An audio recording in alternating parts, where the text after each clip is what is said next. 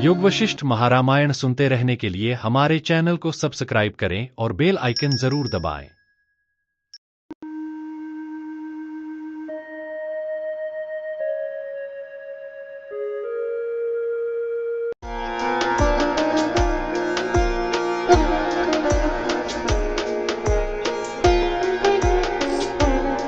उपशम प्रकरण सर्ग 75। बड़े बड़े अधिकारों में भी हर्ष शोक आदि के साथ संबंध रखने वाले अनेक मुक्त देवता असुर मनुष्य आदि का वर्णन। महाराज वशिष्ठ जी ने कहा, हे राघव, अपने राज्य में समयोचित तत्त व्यवहार में तत्पर होते हुए भी राजा जनक निखिल मानसिक चिंता रूपी ज्वर से रहित तथा भीतर आकुलमति से वर्जित होकर ही सदा सर्वदा अवस्थित हुए। आपके पितामह महाराज दिलीप ने अनेक तरह के उचित सांसारिक कर्मों में सर्वदा निरत होने पर भी भीतर आसक्ति से वर्जित होकर ही दीर्घ काल तक पृथ्वी का उपभोग किया। राग आदि की कालिमा से शून्य होने के कारण आत्मज्ञान को प्राप्त हुए महाराज मनु ने चिरकाल तक प्रजाओं का पालन करते हुए तथा सर्वदा जीवन मुक्त स्वरूप होकर राज्य का संरक्षण किया।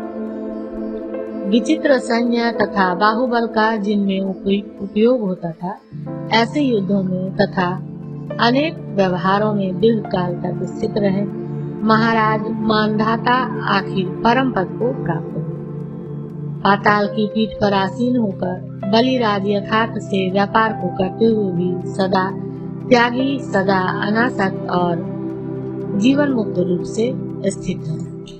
दिवस स्थिति ऐसा यदि पाठ हो तो पाताल में निवास करने के लिए भगवान के द्वारा नियमित दिवसों का परिपालन करते हुए महाराज बलि जीवन मुक्त होकर अवस्थित हैं, ऐसा अर्थ करना चाहिए। दानवों का अधिपति नमुचि सदा सर्वदा देवताओं के साथ युद्ध या मर्यादा व्यतिक्रम में तथा अनेक विध देव और दानवों के आचरण एवं विचार विमर्शों में तत्पर होता हुआ भी भीतर से संतप्त अर्थात खिन्न नहीं होता था।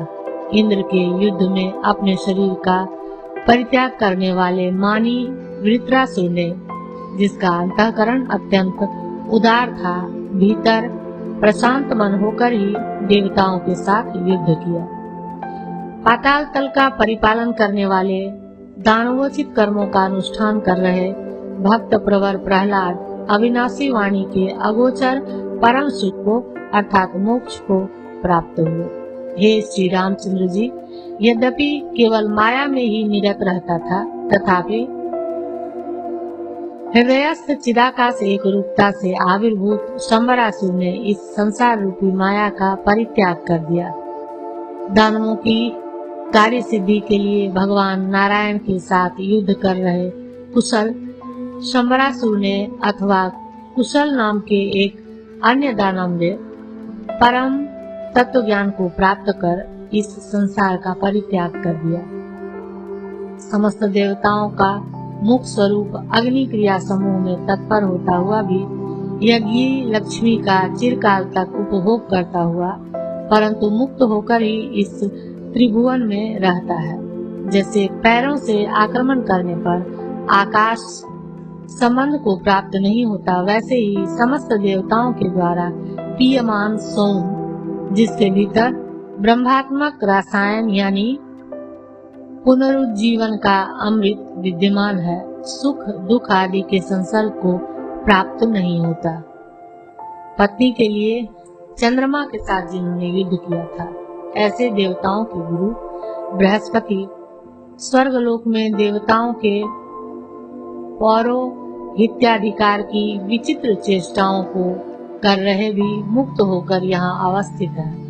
आकाश तल में चमकने वाले विद्वान तथा नीति शास्त्र रचना के द्वारा समस्त अभिमत अर्थों का परिपालन करने वाले असुर दैसिक शुक्राचार्य निर्विकार बुद्धि होकर ही काल बिताते हैं।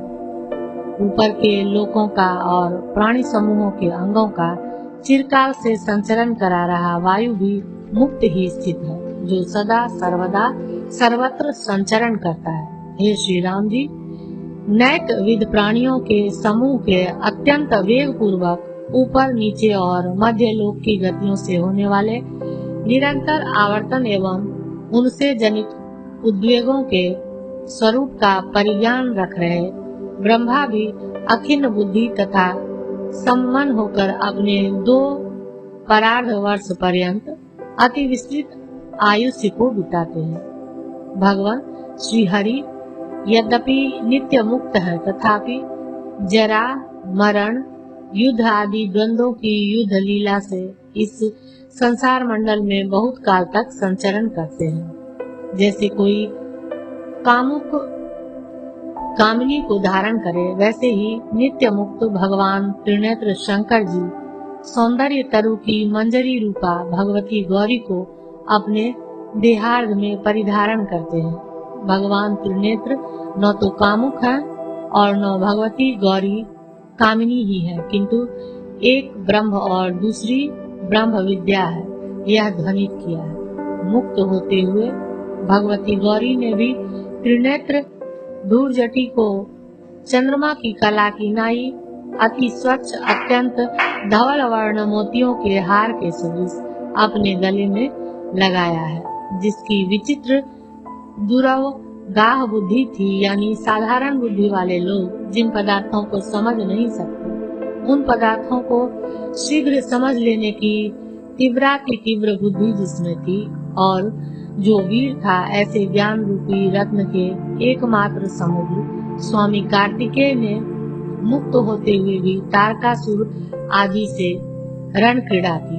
हे श्री राम जी, ध्यान रूपी सलिल से धोई गई धीर मुक्त बुद्धि से ही भृंगीश ने शिव जी के गण विशेष ने अपनी माता को अपने रुधिर और मांस का प्रदान किया था।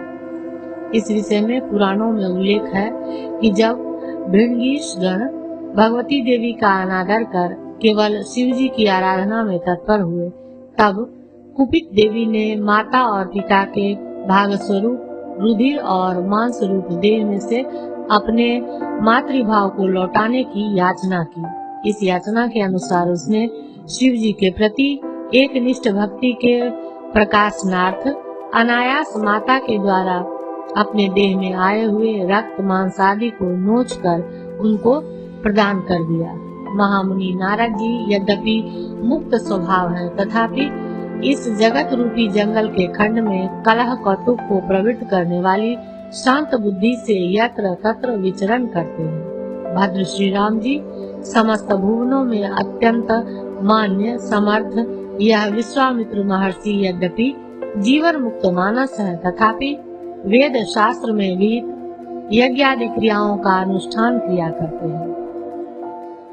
जीवन मुक्त होकर ही सहस्त्र मुख नागराज शेष पृथ्वी को धारण करते हैं। सूर्य भगवान दिवसों की परंपराओं का निर्माण करते हैं। यमराज धर्माधर्म विचार पूर्वक लोगों का नियमन करते हैं।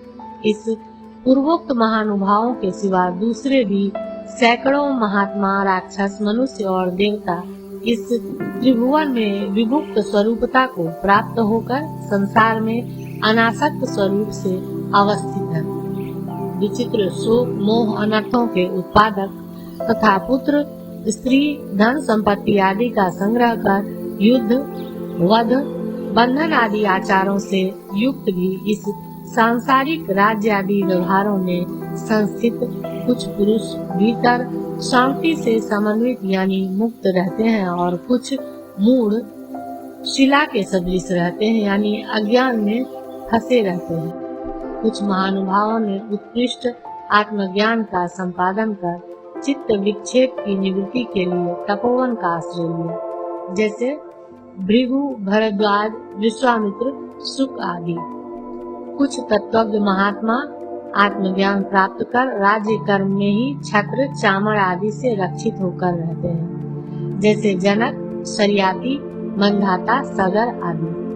कुछ तत्वज्ञ आकाश में ग्रह नक्षत्र आदि के आधारभूत ज्योतिष चक्र के मध्य में अवस्थित हैं, जैसे बृहस्पति, शुक्राचार्य, चंद्र, सूर्य, सप्तर्षि आदि। कुछ तो देवताओं के पद को प्राप्त होकर विमानों की पंक्तियों के ऊपर आरूढ़ होकर स्थित है, जैसे अग्नि, वायु, वरुण, यम, तुम्बरु, नारद आदि कुछ महानुभाव पाताल की कंदरा में जीवन मुक्त होकर सुस्थित है, जैसे बलि, सुहोत्र, अंध, प्रहलाद आदि। तिर्यक योनियों में भी सदा कृत बुद्धि महात्मा रहते हैं, जैसे गरुड़, हनुमान, जाम्बवान आदि। और देव योनियों में भी मूर्ख बुद्धि वाले बहुत से महामूढ़ विद्यमान हैं। यदि शंका हो कि जितने सात्विक हैं उन सब में देवता अधिक सात्विक है, अतः जिनकी ज्ञान और ऐश्वर्य शक्ति स्वभावतः ही अभिव्यक्त होती है, ऐसी देव योनियों में मूर्खों की संभावना कैसे हो सकती है? तो यह शंका युक्त नहीं है, क्योंकि सर्वशक्ति ईश्वर की सर्वभाव से, सर्वत्र सब प्रकार से सदा स्थित होने से तथा सर्वस्वरूप आत्मा में स्वप्नादि अवस्थाओं में सैकड़ों असंभावित वस्तुओं का भी दर्शन होने के कारण कहीं पर किसी की भी असंभावना नहीं करनी चाहिए, ऐसा कहते हैं। जिसका अत्यंत व्यापक स्वरूप है, ऐसे सर्वस्वरूप आत्मा में सब कुछ सर्वभाव से, सर्वत्र सब प्रकार से सदा ही संभावित हो सकता है। पूर्वोक्त अर्थ को ही स्पष्ट रूप से कहते हैं। विधि की नियति अनंत कार्यों के आरंभ में निरत है और विचित्र है, अतः सन्निवेशांश के वैचित्र से सब कुछ सब जगह दिखाई पड़ता है। विधि कौन है?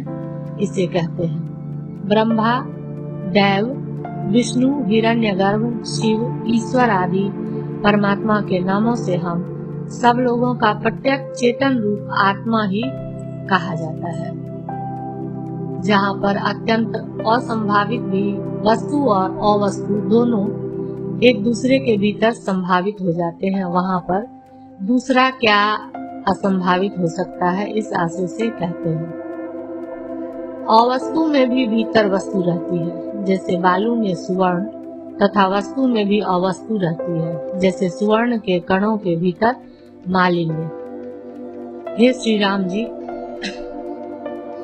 जो युक्त नहीं है उसमें युक्ति से विमर्श करने पर युक्तता दिखाई पड़ती है, क्योंकि युक्ति से विचार करने पर फलतः भीषण होने से अत्यंत युक्त पाप में भी पुरुष को धर्म में प्रवृत्त कराने का मनन गुण दिखाई पड़ता है। हे साधो, असत्य में भी फलतः शाश्वती सत्यता दिखाई पड़ती है, क्योंकि शून्यतात्मक ध्यान योग से शाश्वत अविनाशी पद की प्राप्ति होती है। असलियत में जो नहीं है उसका भी देश और काल के विलास से शीघ्र प्रादुर्भाव हो जाता है, जैसे ऐन्द्रजालिक सृष्टि में सींग वाले खरगोश भी दिखाई पड़ते हैं, जिनका विनाश कभी भी संभावित नहीं था। ऐसे सुदृढ़ पदार्थ भी कल्प के अंत में क्षय को प्राप्त हुए दिखाई पड़ते हैं, जैसे चंद्र, सूर्य, पृथ्वी, समुद्र, देवता आदि। असंभावित का भी संभव है, इसका प्रासंगिक जो उपादान हुआ उसका भी प्रकृति ही फल है, यह दिखलाते हुए उपसंहार करते हैं। हे महाबाहो, इस प्रकार के भाव अभावात्मक संस्कृति क्रम को देख रहे आप हर्ष, अमर्ष, विषाद और अभिलाषाओं का परित्याग कर संभाव को प्राप्त हो जाइए। इस संसार में जो असत है वह सत भी प्रतीत होता है, और जो सत है वह असत रूप भी प्रतीत होता है। इसलिए आस्था और अनास्था का परित्याग कर आप शीघ्र ही समता को प्राप्त कीजिए। यदि शंका हो कि ऐसा होने पर विदेह मुक्ति में भी फिर संसार प्राप्ति की संभावना हो जाएगी, तो इस पर कहते हैं, हे राघव, मुक्ति हो जाने पर फिर इस संसार में किसी प्रकार जीवत्व की प्राप्ति नहीं हो सकती, क्योंकि करोड़ों मनुष्य असंसारी आत्मा के विवेक की यानी तत्व ज्ञान की अप्रवृत्ति में ही अज्ञान दशा में अत्यंत असंभावित करोड़ों अनर्थों की संभावना रूपी भ्रम में निमग्न रहते हैं, मुक्ति में नहीं, क्योंकि संसार निमज्जन के हेतु अज्ञान का विनाश हो चुका है। मुक्ति नित्य प्राप्त आत्म स्वरूप है, इससे भी उसके विनाश की आशंका नहीं हो सकती। विस्मृत गले के हार की नाई आत्मा का आत्म अनात्म के केवल विवेक से ही लाभ हो जाता है, ऐसा कहते हैं। हे राघव, चूंकि इस संसार में आत्म स्वरूप मुक्ति की सदा ही प्राप्ति है, इसलिए आत्मा अनात्मा के विवेक विज्ञान की उपलब्धि होने पर करोड़ों मनुष्य विमुक्त हो चुके हैं। हे श्री राम जी, विवेक और अविवेक से मुक्ति सुलभ और असुलभ हो जाती है, इसलिए आप मनोविनाश को प्राप्त कर विवेक का प्रदीपन कीजिए। हे श्री राम जी, जिसको मुक्ति की अभिलाषा हो उसे आत्मा के अवलोकन में यत्न करना चाहिए। समस्त दुखों का शिरोच्छेद आत्मा के अवलोकन से ही होता है। यदि शंका हो कि पहले के महात्माओं की जीवन मुक्ति का संभव होने पर भी वर्तमान काल के महात्माओं की जीवन मुक्ति का संभव नहीं है, तो इस पर कहते हैं, राग से शून्य, अभिनिवेशों से रहित तथा उत्तम मेधा से संपन्न सुहोत्र जनक इत्यादि की नाई इस वर्तमान काल में भी अनेक जीवन मुक्त विद्यमान है। हे श्री रामचंद्र जी, इसलिए आप भी वैराग्य और विवेक से उदित धीर बुद्धि से समन्वित मिट्टी के ढेले में पत्थर और कांचन में समदृष्टि तथा जीवन मुक्त होकर विहार कीजिए। हे राघव, इस लोक में देहधारी जीवों की दो प्रकार की मुक्ति है, एक तो स्वदेह मुक्ति और दूसरी विदेह मुक्ति। अब आप उनका विभाग सुनिए। उसमें पहले स्वदेह मुक्ति और विदेह मुक्ति, इन दोनों मुक्तियों में घटने वाले मुक्ति शब्द के अर्थ का निर्वचन करते हैं। हे पाप शून्य आकृति वाले श्री रामचंद्र जी, पदार्थों के अर्थात विषयों के असंग से जो मन की शांति होती है वह विमुक्तता यानी मुक्ति शब्दार्थ है। विमुक्तता देह के अस्तित्व और नास्तित्व दोनों अवस्थाओं में होती है। भद्र उसमें स्नेह बंधन का विनाश ही यानी देहादि में आत्म स्वरूपत्व के विभ्रम से हुई प्रीति का विनाश ही उत्तम कैवल्य मुक्ति है, ऐसा तत्वज्ञ विद्वान कहते हैं। वह कैवल्य देह की सत्ता रहे चाहे न रहे, दोनों अवस्थाओं में होता है। जो विद्वान विषय स्नेह से रहित होकर जीता है वह जीवन मुक्त कहलाता है। जो विषय स्नेह से समन्वित होकर जीता है वह बद्ध कहलाता है, और इन दोनों से जो परे है वह तीसरा मुक्त कहलाता है। भद्र मोक्ष के लिए श्रम दम आदि 4 साधनों के मध्य में यत्न के द्वारा पूर्व की सिद्धि हो जाने पर उत्तरोत्तर पर विजय प्राप्त पाने के लिए युक्ति पूर्वक प्रमाणों का तात्पर्य और प्रमेय के स्वरूप का अवधारण करने के लिए अनुकूल जो तर्क है तत्पूर्वक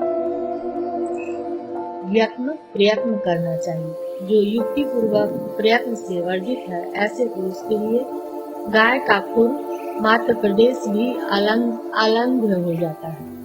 तथोक्त युक्ति पूर्वक प्रयत्न का अनुष्ठान वहाँ तक करना चाहिए जहाँ तक कि आत्मा के स्वरूप का अवधारण न हो जाए। जब तक कि आत्मा का अध्यवसान हुआ हो तब सहसा बीच में ही विरक्ति से प्रयत्न का उपराम कर उसे पुनः अनर्थ के वश में नहीं कर देना चाहिए, ऐसा कहते हैं। केवल मोह का अवलंबन कर अध्यवसाय के न होने पर प्रयत्न के अनादर से असीम स्वरूप वाले आत्मा को दुख के लिए परवश नहीं करना चाहिए। कथित अर्थ को ही स्पष्ट रूप से कहते हैं। हे राम जी, बड़े धैर्य का अवलंबन कर फल की प्राप्ति तक अनुष्ठित सतत प्रयत्न से जनित दृढ़ निश्चय से युक्त मन से चिरकालिक सिद्धि के लिए यानी प्रतिबंध होने पर अनेक जन्मों से होने वाली मोक्षात्मक सिद्धि के उद्देश्य से अपने द्वारा ही अपना विचार करना चाहिए। जो निरंतर अध्यवसाय करने वाला पुरुष है उसके लिए जगत गाय का खुरमात्र हो जाता है। सुगम यानी बुद्ध और प्रकृति पुरुष भिन्नत्व रूप शोभन विवेक को प्राप्त हुए महामुनि कपिल, इन दोनों ने खूब विचार करके भी अध्यवसाय करने की सामर्थ्य न होने के कारण आत्म तत्व से विच्युत होकर क्षणिक विज्ञानों के संतान रूप और सत्वादि गुण त्रय की साम्य अवस्था रूप प्रधान पद को प्राप्त किया एवं किसी यानी वेद का निंदक होने के कारण जिसका नाम लेना समुचित नहीं है, ऐसे अर्हद नाम के क्षत्रिय राजा ने भी असली ब्रह्म तत्व से विच्युत होकर आत्मा को चित्त स्वभाव मानकर भी देह के तुल्य परिमाण वाला मानने से हाथी मच्छर आदियों के शरीरों में प्रवेश करने में अवयवों का उपचय प्राप्त होने के कारण अध्रुव ही माना है। इसलिए ये तीनों अनुत्तम मिथ्या पद में ही निमग्न है और जो वेद के रहस्य में निष्णात है, ऐसे महानुभावों ने तो उत्तम सत्यादि स्वरूप परम पद को यथार्थ रूप से प्राप्त किया है। वह वेदोक्त मार्ग से प्राप्त किया गया पद प्रयत्न लक्षण कल्पतरु का महान फल है, इसलिए उसी प्रकार दूसरे भी प्रयत्न करें। 75वां सर्ग।